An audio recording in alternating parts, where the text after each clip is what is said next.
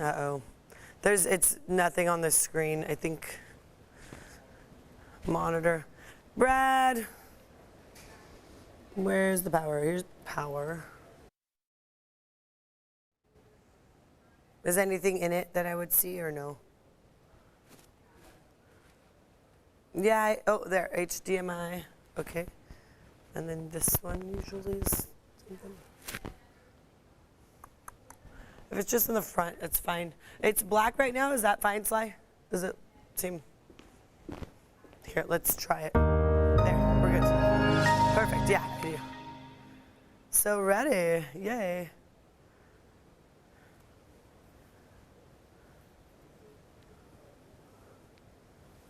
Okay. Hello, everybody, and thank you for joining us here on CBS 8+. This is your extended forecast. My name is Neda Iranpour, and glad you're with us here this morning because we've had quite an interesting morning. It was pretty cool. Around 6 a.m., we saw pink and purples all across this San Miguel camera view. In fact, beneath the clouds where most of San Diego is, it looked pink. So San Diego starting off the day with this beautiful pink hue. Now, obviously, the sun, it's up and there's a layer of clouds that are still hanging on. So this will likely be the story throughout the day today, throughout the day tomorrow. Unfortunately, if you were hoping for sunshine, it looks like all of this is pretty stubborn. We're looking at pretty thick marine layer this morning, and it's all related to an area of low pressure. And there's a storm way up north in the Pacific Northwest, but it's creating this onshore flow, this increase in our cloud coverage. So that's what you're seeing. And that's why it's cooler today as well. We're starting off fairly mild though, but this afternoon will feel a lot cooler. So here's our view from Mount Soledad, and you'll look out towards the coast, obviously very gray. Your weather headlines: cooler with widespread cloud coverage. Drizzle is possible. Maybe you drove in some of that mist already this morning. Tonight, tomorrow morning, there might be a little bit more of it. Wind speeds, that's also going to increase today. Gusts up to 60 miles an hour, mainly on our mountaintops and the east side of our mountains. And then this coming weekend, warm, more sunshine. So yeah, at least this is a short-lived, cooler, cloudy period. Here's a look at satellite imagery where I don't see green showing up here. And that basically means if you do get any of that mist, it's because you're pretty much driving through the cloud coverage, full saturation in Oceanside and Fallbrook. And that's likely where some of that is coming through. And a lot of San Diego this morning, relative humidity numbers are up. And, you know, we're getting that breeze from the coast and that cloud coverage from the coast, and that's what creates increase in humidity, more moisture in the air overall. And that also is why this view from Mount Soledad shows a few drops right here. So, yeah, we did get a little bit of that drizzle at the top of Mount Soledad in La Jolla. It's 58 degrees right there along our coastline. So 50s starting off today does not seem too cold. Obviously, we're in the mid-50s inland, El Cajon 54, La Mesa 53. Cold for us usually would be in the 40s, the 30s, but we have not seen that because the cloud coverage came through and it's hovering over us, so it keeps some of that warmer air underneath it. But what's also going to happen is we don't get the warm up from high pressure. No sunshine today, unfortunately. So that's going to keep us in the 60s. Afternoon highs today. Look at this. 62 National City, same with Chula Vista. 64 in La Mesa, 66 there in Santee and El Cajon. Yesterday, we got all the way to the upper 70s for many inland locations. So now you're looking at about 10 to 15 degrees cooler. 59 degrees in Encinitas, Carlsbad 62, Oceanside 64, Ramona's at 68 degrees today. So really, the 60s are pretty widespread. Julian 62, same with Mount Laguna. Ocotillo Wells, this is interesting to note. Yesterday reached 101 degrees, tying with Death Valley. Today, you'll be down around 90 degrees. Upper 80s in Borrego Springs, and still that onshore flow even impacting our deserts. So here's what's going to be happening this afternoon through early tomorrow. Wind advisory in effect for the tops of the mountains and the eastern slope, as you see all the light brown right there.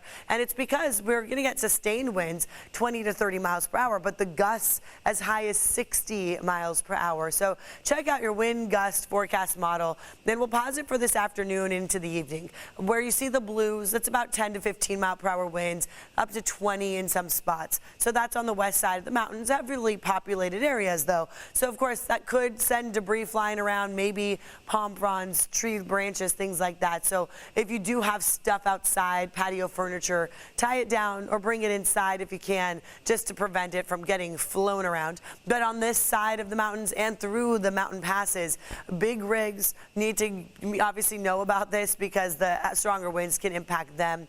50 to 60 where you see the purples, the magentas. That's pretty strong wind for us. Through tomorrow, that wind will likely stay pretty high. And now here's a look at our forecast model that shows the amount of rain we might see. As you can tell, it's really barely anything. Late tonight, early tomorrow morning, this is what we'll get. Some speckles of lighter green, some of that drizzle that comes through. I don't think it's going to be measurable, but if it is, it'll be less than a tenth of an inch. So a few hundredths of an inch, if that. So that's likely going to happen because of this right here. So this is the main culprit. This is an area of low pressure that we've been watching kind of brew way up in the Gulf of Alaska. It comes on down, it brings cool air with it, which is why you see all that snow coming through Washington and Oregon. But what it's also doing is overall pushing in this west to east flow. So you see these jet stream lines right here. That basically indicates we're getting a coastal cool breeze and the coastal cooling effect. And with that, we get clouds and temperatures stay pretty chilly, lower than average for sure. Eventually, though, that low will move along, and then we have this. It's a pretty weak ridge of high pressure, but still, it's coming through for the weekend, and it'll bring our temperatures up a notch. So you'll notice temperatures in the 70s, might feel a little more comfortable before this next low comes through. And as you can tell, a lot of these are staying way up north. So all this does is push in more cloud coverage, maybe a little drop in temperatures next week. Our rain chances, as I mentioned, barely anything measurable. So it does up a little bit for Thursday morning. That's when you might wake up to possibly a little bit of dampness on the roads.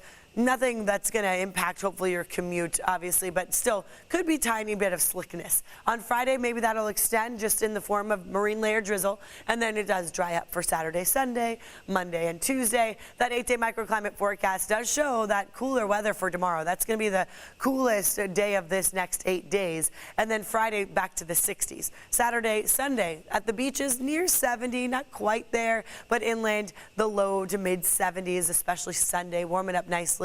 So if you have outdoor plans, it's a good weekend for that. Monday, Tuesday, not too much of a drop in temperatures, but you do see a bit of a decline. So nothing major, not a huge roller coaster ride that we're on. But of course, from today to tomorrow, you'll notice quite a dip here in the mountains and the deserts as well before we warm up for the weekend. And that is a look at your extended forecast. Hopefully this helps you plan out what you're going to wear and what you're going to do for the next several days. So glad you joined us here on CBS 8 Plus. I'm Neda Iranpour.